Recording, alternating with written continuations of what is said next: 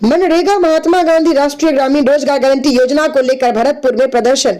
आज अखिल भारतीय कांग्रेस कमेटी के निर्देश अनुसार और राजस्थान प्रदेश कांग्रेस कमेटी के आह्वान पर भाजपा सरकार द्वारा मनरेगा महात्मा गांधी राष्ट्रीय ग्रामीण रोजगार गारंटी योजना को कमजोर करने, महात्मा गांधी के नाम को हटाने और रोजगार का कानूनी अधिकार को समाप्त करने की साजिश के विरोध में आज भरतपुर जिला कांग्रेस कमेटी द्वारा शांतिपूर्ण विरोध प्रदर्शन आयोजन राष्ट्रीय पिता महात्मा गांधी जी की प्रतिमा के समक्ष भरतपुर कलेक्ट्रेट के सामने किया गया, जिसकी अध्यक्षता भरतपुर अध्यक्ष दिनेश सुपा ने की। इस शांतिपूर्ण विरोध प्रदर्शन में सभी प्रदेश पदाधिकारीगण, वरिष्ठ कांग्रेस पार्षदगण, अग्रणी संगठन विभाग है प्रकोष्ठ के अध्यक्ष, ब्लॉक अध्यक्षगण, मंडल अध्यक्षगण मौजूद रहे। इस विशाल विरोध प्रदर्शन को संबोधित करते हुए राजस्थान महिला कांग्रेस कमेटी की महासचिव रिक्की सिंह हत्रा ने उतारने कहा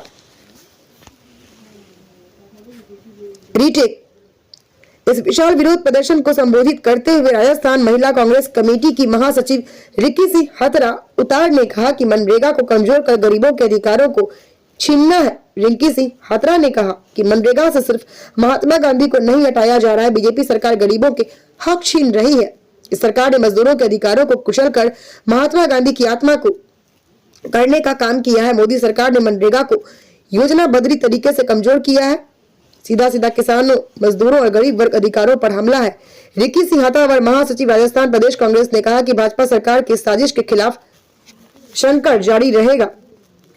मनरेगा का नाम बदलकर दीक्षित भारत गारंटी का रोजगार और आजीविका मिशन ग्रामीण को लेकर राजस्थान प्रदेश में आंदोलन भी किया जाएगा। देखिए स्टार न्यूज प्लस की राजस्थान के भरतपुर से डायरेक्टर राजीव चंदेल की ये रिपोर्ट।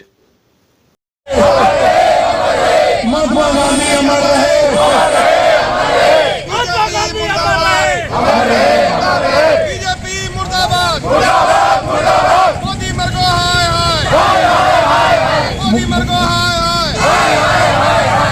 बीजेपी मुर्दाबाद, मुर्दाबाद, मुर्दाबाद। बीजेपी मुर्दाबाद, मुर्दाबाद, मुर्दाबाद। मोदी शाही सरकार मुर्दाबाद, मुर्दाबाद, मुर्दाबाद। मोदी शाही सरकार मुर्दाबाद, मुर्दाबाद, मुर्दाबाद। अगले आज के इस धरने की अध्यक्षता कर रहे हमारे बहुत ही जुझारू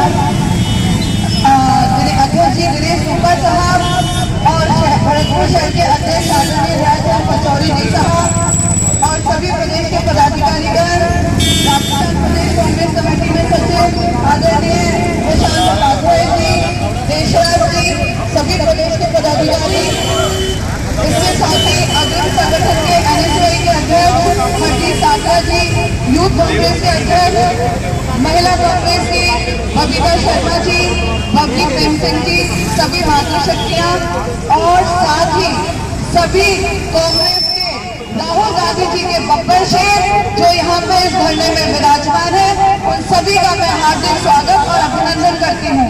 और इस मंच को, इस धरने को, इसकी जो आवाज जयपुरी नहीं दिल्ली तक पहुंचाने का काम कर रहे हैं ऐसे संगठन महासचिव जिला कांग्रेस कमेटी के प्रवक्ता भाई योगेश श्रीधर जी साहब।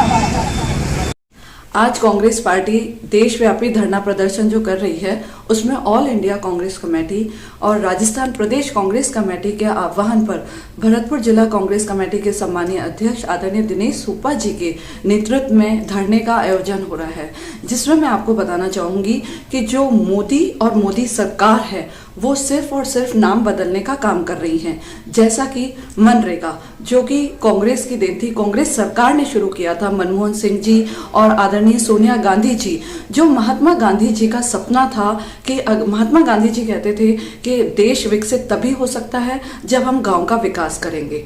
तो और इसी के आधार पे उन्होंने मनरेगा को चालू किया था, जिसमें कि करोड़ों जो गांव में हमारे बेरोजगार ग्रामीण हैं, जो हमारी महिलाएं हैं और भी ऐसे कई तबकों को इससे फायदा मिलता था। और जो पलायन कर रहे हैं उनका पलायन भी रुका, उनको मनरेगा के माध्यम से वहाँ पे रोजगार मिलता था।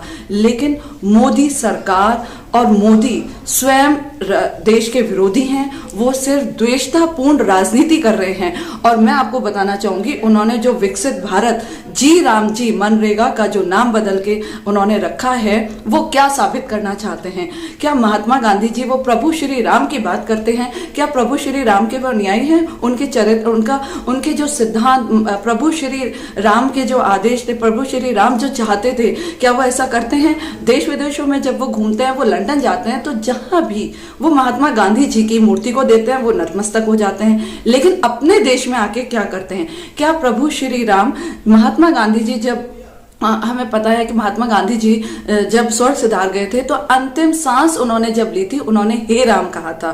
तो क्या प्रभु श्री राम जो हे राम कहता है उसका विरोध करते हैं? क्या प्रभु श्री राम उन बेरोजगारों का, ग्रामीणों का विरोध करते हैं? क्या प्रभु श्री राम महिलाओं के विरोधी हैं? तो बताइए मोदी जी, आपने जो जी राम जी रखा है वो प्रभु श्री राम से उत्प्रेरित होकर नहीं, बल्कि नाथू राम के से, उन्हीं के आप अनुयायी हैं, आप संगी लोग, उन्हीं का आपको चार चरित्र सब कुछ उन्हीं का है, और आपने इसीलिए ये नाम लिखा है। आप सिर्फ और सिर्फ नाम बदलने का काम कर रहे हैं। और मोदी जी, मैं आपसे पूछना चाहूंगी और भी आपकी सरकार से पूछना चाहूंगी, आप कहते हैं कांग्रेस ने 70 सालों में क्या किया? अरे मोदी जी, आप जो एक एक करके ये नाम बदल रहे हैं ना, वो सब कांग्रेस की योजना है जिनको आप बदल रहे हैं। और इसमें मेरे साथियों, मैं आपको बताना चाहूंगी कि इसमें मोदी सरकार सब ग्रामीणों का और बेरोजगारों का, जो गांव में जो जनता रहती है उनका ये विरोधी है। क्योंकि 100 दिन का समय होता था, हमने उसका कहा कि आप उसको 150 दिन करिए। लेकिन मोदी जी अब क्या कर रहे हैं? केंद्र का, पहले कांग्रेस सरकार में केंद्र में जो था वो 100% देता था, लेकिन अब मोदी जी ने इसमें क्या, इसमें जो कांग्रेस सरकार थी उस टाइम 100% उनका अनुदान दिया करती थी, वो केंद्र की तरफ से आता था, और अब मोदी जी ने इसको 60% और 40% कर दिया। यानी कि 60% केंद्र अनुदान देगा और 40% का जो भार है वो राज्य सरकार पे कर दिया है। यानी कि सीधे सीधे अगर राज्य सरकार चाहे तो वो मना कर सकती है, क्योंकि केंद्र में इन्हीं की भाजपा सरकार है राज्यों में, और अगर वो चाहेंगी कि नहीं हमारे ऊपर भार आ गया है, हमारा बजट, अर्थव्यवस्था हमारी गड़बड़ा गई है,